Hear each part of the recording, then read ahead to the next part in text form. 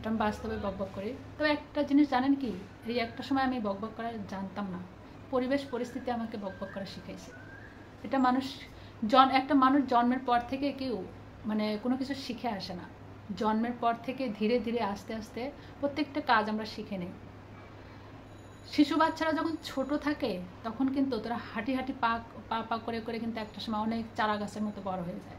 ঠিক তেমনি মানুষের বাস্তবতাও এরকম, ধীরে ধীরে ধীরে ধীরে আস্তে আস্তে সব কিছু শিখে নেয়। তবে প্রতিটি মানুষের আঘাত পাওয়ার দরকার আছে, কারণ আঘাত মানুষকে অনেক কিছু শিখিয়ে দেয়, অনেক অনেক কিছু শিখিয়ে দেয়। তাই আমি বলবো, কেউ আঘাত পেলে মন খারাপ করবেন না, কারণ আপনার একটা আঘাতই আপনাকে অনেক দূরে নিয়ে যেতে পারে। সেটা ভালোই দিকে নিয়ে যাবে, খারাপ দিকে না। আর যে বললাম না ভালোবাসার কথা, পৃথিবীতে ভালোবাসা বলে কিছু হয় না, জানেন তো। ভালো লাগা, ভালোবাসা, প্রেম এগুলো বলে কিছু হয় না। আমরা প্রত্যেকটা মানুষই নিজেকে ভালোবাসি। আপনি যদি অসুস্থ থাকেন দেখবেন আপনাকে 2 দিন সেবা করার জন্য হাজার হাজার মানুষ পাবেন, কিন্তু আপনি 10 দিন পরে থাকুন, দেখবেন মানুষ বিরক্ত হয়ে যাবে। তাই আমি আগে বলবো যে নিজেকে ভালোবাসুন, নিজের যত্ন নিন, নিজেকে ভালোবাসুন, তারপর গোটা পৃথিবীর মানুষটাকে ভালোবাসুন।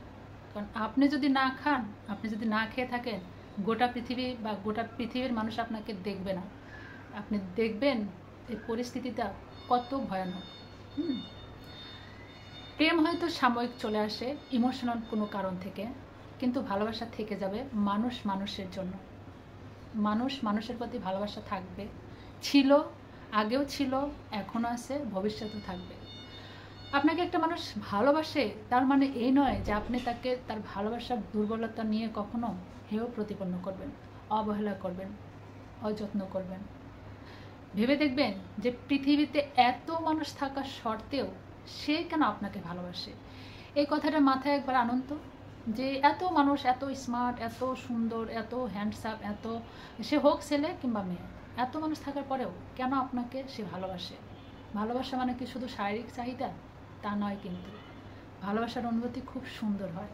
সেটা যদি সুন্দর একটা মন থাকে এবং এই সুন্দর সুন্দর অনুভূতি দিয়ে সেটাকে ধরে রাখা যায়। ভালোবাসা মানে কি এই যে তার সাথে কোনো চাহিদা পূরণ করতে হবে। আর টিকটকে যারা আমাকে নতুন দেখছেন, আমি কিন্তু আসলে টিকটক জাস্ট বিনোদনের জন্য করি। আসলে কি, আমাদের এই ঢাকা শহর, ব্যস্ত শহরটা এমন একটা যানজটের শহর যে আমরা মাঝে মধ্যে বোরিং হয়ে যাই। যার কারণে আমি দেখা যায় যে হয়তো কোনো কাজের পাশাপাশি আমি টিকটকে মানে ভিডিও আপলোড করি। এর আগেও বলেছিলাম যে অন্যর ক্ষতি করা মানে হচ্ছে নিজের ক্ষতি করা। তুমি যদি অন্যর ক্ষতি করো তাহলে তোমার নিজের ক্ষতি 100% হবে। সত্য কখনো গোপন থাকে না।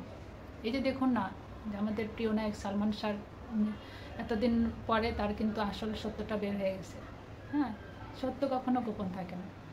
তবে ভালোবাসা সবার জন্য। আমরা মানুষ হয়ে মানুষকে ভালোবাসবো, মানুষ হয়ে আল্লাহর সৃষ্টি সব কিছুকে ভালোবাসবো, তবেই না আমাদের জীবন সার্থক।